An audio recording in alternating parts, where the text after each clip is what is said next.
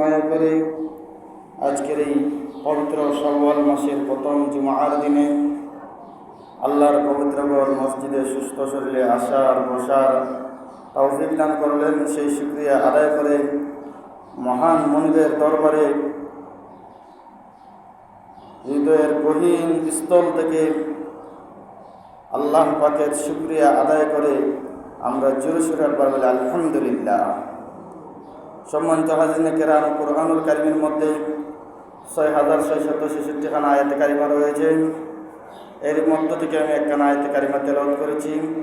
আল্লাহ পাক রব্বুল আলামিন উক্ত আয়াতে কারিমার মধ্যে ডাক দিয়ে বলেন, ইয়া আইয়ুহাল্লাযীনা আমানুত্তাকুল্লাহ, হে ইমানদারেরা তোমরা আল্লাহ তাআলাকে কি করো? ভয় করো।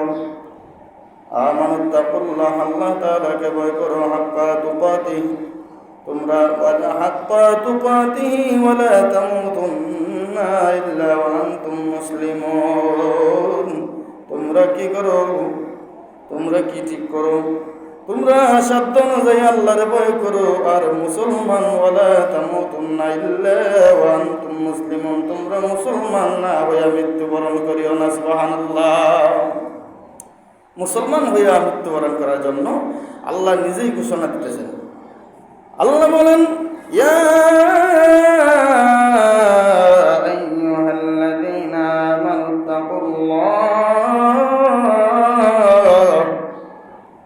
আমানুত্তাকুল্লাহ হাক্কা তুকাতিহি ওয়া লা তামুতুন্না ইল্লা ওয়া আনতুম মুসলিমুন। আল্লাহ বলেন, ইয়া আইয়ুহাল্লাযীনা আমানু, হে ইমানদাররা, আমানুত্তাকুল্লাহ, আল্লাহকে ভয় করো। হাক্কা তুকাতিহি, আর তোমরা ঠিক করো। কি ঠিক করবা? ওয়ালা তামুতুন্না ইল্লা আনতুম মুসলিমুন, তোমরা মুসলমান না হয়ে মৃত্যুবরণ করিও না। সুবহানাল্লাহ। মুসলমান হয়ে মৃত্যুবরণ করার জন্য আল্লাহ পাক রব্বুল আলামিন নিজেই ঘোষণা দিয়েছেন। তাইলে মুসলমানের অনেক দাম, মুসলমানের অনেক মূল্য।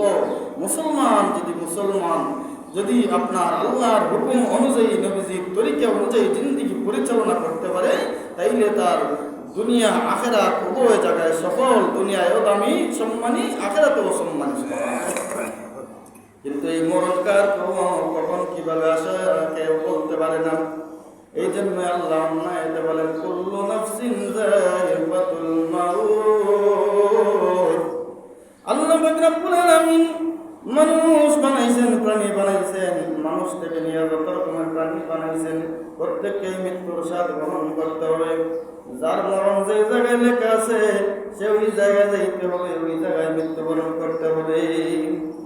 যেমন সুলাইমান আলাইহিস সালাতু ওয়াস সালামের এক উম্মত একদিন মালাকুল মউত আজরাইল আলাইহিস সালাতু ওয়াস সালামকে দেখলেন যে আসমানের মাথা জমিনে ঠেক, এত উঁচু, এত বড় জিনিস, এত বড় আপনার লম্বা মানুষ, এত বড় আকৃতির মানুষ, এত বড় আকৃতিওয়ালা আপনার উনি কোনোদিন ওনার জীবনে দেখে নাই। উনি ভয় পাইয়া গেছে। কিন্তু ভয় পাইলে কি মরণ যখন আইব, যতই চেষ্টা করো, চেষ্টা করলেও তুমি মরণ থেকে রেহাই পাইবা না। যেমন ওই যে ভাইরাল ঘটনা দৌলতদিয়া, আপনার বাস দুর্ঘটনা, বাস ফেরি থেকে পড়ছে, হইরা অনেক অসংখ্য অগণিত মানুষ মারা গেছে, ইন্তেকাল করছে, মৃত্যুবরণ করছে। আমরা প্রাণ খুলে দোয়া করি আল্লাহ পাক রব্বুল আলামিন এই দৌলতদিয়া আপনার ফেরিঘাটে এই আপনার বাস ডুইবা যারা মারা গেলেন, ইন্তেকাল করলেন, আল্লাহ যেন তাদেরকে শহীদ মৃত্যু দান করেন, সকলে বলে আমিন। তো এইখানে অনেকেই বেঁচে ফিরেছেন। বিশেষ করে একটা ছেলে আকুতি মিনতি করে বলতেছে তার মা তারে এই বাসের জানালা দিয়া বার করে দিছে, বাহির করে দিছে, কিন্তু মা বাহির করতে পারে নাই। সন্তান বেঁচে গেছে, মা বাঁচতে পারে নাই। মার মৃত্যু আল্লাহ এই জায়গায় এইভাবে লিখে রেখেছেন, যার কারণে মা বেঁচে সেরতে পারেন নাই। এরকম ভাবে অসংখ্য আপনার অগণিত ঘটনা ঘটতেছে। মানুষ অ্যাক্সিডেন্ট করে মারা যাইতেছে। কুমিল্লা দেবিদ্বারে আপনার দেখা গেল আপনার এক ছেলে এক মেয়ে স্বামী স্ত্রী, তারা প্রাইভেট কার দিয়ে বের হইতে হয়েছিল, কিন্তু এই অ্যাক্সিডেন্টে 4 জনই এক জায়গায় মারা গেছে। এরকম ভাবে অসংখ্য মানুষ মারা যাইতেছে। সুতরাং তাই নয়, এই জাউয়া আমাদের এলাকার পরিচিত, এখানেও দেখলাম অ্যাক্সিডেন্ট করে 2 জন জায়গায় মৃত্যুবরণ করেছে। সুতরাং যার মরণ যেই জায়গায় লেখা আছে সে সেই জায়গায় সেইভাবে মরবেই। কিন্তু পানিতে পড়ে মরলে, অ্যাক্সিডেন্ট করে ইচ্ছা করে যদি কেউ না মরে দিলে তাহাকে শহীদ বলে গণ্য করা হবে, এইরকম ঘোষণা দেওয়া হয়েছে। আল্লাহুম্মা সাল্লি আলা সাইয়্যিদিনা মাওলানা মুহাম্মাদ আলা আলি সাইয়্যিদিনা মাওলানা আল্লাহুম্মা সাল্লি ওয়া সাল্লিম ওয়া বারিক আলাইহি। তো আরব দেশের লোক ছিলেন, একজন আরব গ্রাম্য লোক ছিলেন। উনি আপনার হজের সময় আসলে হজ পালন করতেন, উমরা পালন করতেন। উনি একবার লক্ষ্য করলেন ওনার এক প্রতিবেশী, এই লোকটা কিছুই জানে না, নামাজ জানে না, রোজা জানে না, যার কারণে নামাজ রোজা করেও না। উনি ভাবলেন ওই লোকটারে যদি আমি কি করে শিক্ষা দেই, ওই লোকটারে যদি আমি উমরা করার জন্য নিয়ে যাই, তাইলে হয়তো সে আপনার নামাজ রোজার দিকে অগ্রসর হবে। কারণ আল্লাহর ঘর এই খানায় কাবা যারা দেখে তাদের বড় আকর্ষণ লাগে, তাদের বড় পিপাসা লাগে। সুতরাং গ্রাম্য ব্যক্তি অনেক দিন হজ করলেন, উমরা করলেন। এবার ওই প্রতিবেশী লোকটারে ডাক দিয়ে বলতেছে, আল্লাহর বান্দা, তুমি জীবনে নামাজ পড়লাম না, জীবনে রোজা রাখলাম না, হঠাৎ কোন দিন জানি মরণ হয়ে যায়, মৃত্যুবরণ হয়ে যায়, আল্লাহর দরবারে জবাব দিবা কিভাবে? তুমি এক কাজ করো, এই বছর আমার সাথে উমরা করার জন্য তুমি নিয়ত করো। এইবার তোমারে না নিয়ে আমি উমরা করার জন্য যাবো না। আমি প্রতি বছর উমরা করি, হজ করি, কিন্তু এইবার নিয়ত করছি যে তোমারে নিয়ে হজ করবো, তোমারে নিয়ে উমরা করবো। সে বলতেছে, আল্লাহর বান্দা, আমি হজ করবো কিভাবে, উমরা করবো কিভাবে?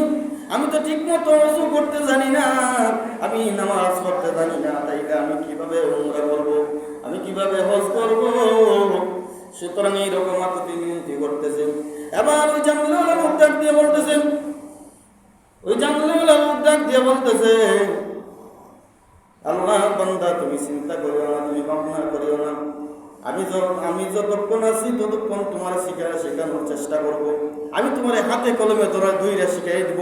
আগে তুমি এগুলা নামাজ কিভাবে পড়তে হয়, রোজা কিভাবে করতে হয়, ওইগুলা তোমার আমি শিক্ষা করাইবো। এরপরে তুমি হজ উমরা করার জন্য যাইবা। সুবহানাল্লাহ। সুতরাং এক পর্যায়ে উনারে শিক্ষা দিতে আরম্ভ করলেন, হাতে কলমে শিখাই দিলেন। এক পর্যায়ে উনি শিখতে শিখতে নামাজ কিভাবে পড়তে হয়, ওযু কিভাবে পড়তে হয়, ওইগুলা উনি শিখে গেলেন। এবার বললেন যে আমি ওযু করতে পারি, আমি নামাজ পড়তে পারি। এবার আল্লাহর বান্দা ওই হজ করনেওয়ালা লোক, উমরা করনেওয়ালা লোক বলতেছে, তাইলে এবার তোমার নিয়ে উমরা করতে যাওয়া যায়। এবার উমরা করার জন্য রওনা হয়ে গেল। যেহেতু আল্লাহর বান্দা ওযু করা চিনতো না, জানতো না, ওযু করা শিখছে, নামাজ পড়তে জানতো না, নামাজ পড়া শিখছে। সুতরাং এখন তার উমরা করতে নিয়ে যাওয়া যায়। এখন উমরা করতে নিয়ে উমরার শেষ পর্যায়ে যখন চলে আসবেন, উনি বলতেছেন, ও আল্লাহর বান্দা, আমি তো প্রতি বছর উমরা করার জন্য আসি, আমি তো প্রতি বছর হজ করার জন্য আসি, কিন্তু তুমি তো এইবার নতুন এসেছো, তোমার মনে কোনো আশা ভরসা আছে কিনা? বলতেছে, আমার আশা ভরসা, আমি মাকামে মাহমুদ, আমার আশা ভরসা হলো ওই জায়গার মধ্যে যাইয়া, আমার আশা ভরসা হলো আমি ওই কালো পাথর, হাজরে আসওয়াদ পাথরের পাশে যাইয়া, মাকামে মাহমুদের স্থানে যায়, যেখানে ইব্রাহিম আলাইহিস সালাতু ওয়াস সালাম নামাজ পড়েছিলেন, ওই জায়গার মধ্যে আমি নামাজ পড়বো, আমার মনের বড় আশা। উনি ওনার জায়গা চিহ্নিত করে দিলেন, দেখাই দিলেন। কিন্তু আল্লাহর বান্দা ওই জায়গার মধ্যে নামাজ ফরত অবস্থায়, সেজদারত অবস্থায় ওনার ইন্তেকাল হয়ে গেল। সুবহানাল্লাহ। উনি অবাক হয়ে গেলেন, আমি এত বছর যাবত হজ করি, আমি এত বছর যাবত উমরা করি, আমার তো এই ভালো জায়গায়, এই জায়গায় আমার মৃত্যু হলো না, আমার তো সেজদারত অবস্থায় খানায় কাবায় মৃত্যু হলো না। ওই লোকটা নামাজ জানতো না, ওযু জানতো না, ওই লোকটারে ওযু শিখাইছি, নামাজ শিখাইছি, উমরা করার জন্য নিয়ে আসছি। যেই লোকটা জীবনে কোনোদিন ওযু পর্যন্ত করে নাই, যেই লোকটা নামাজ কোনোদিন পড়তে জানে না,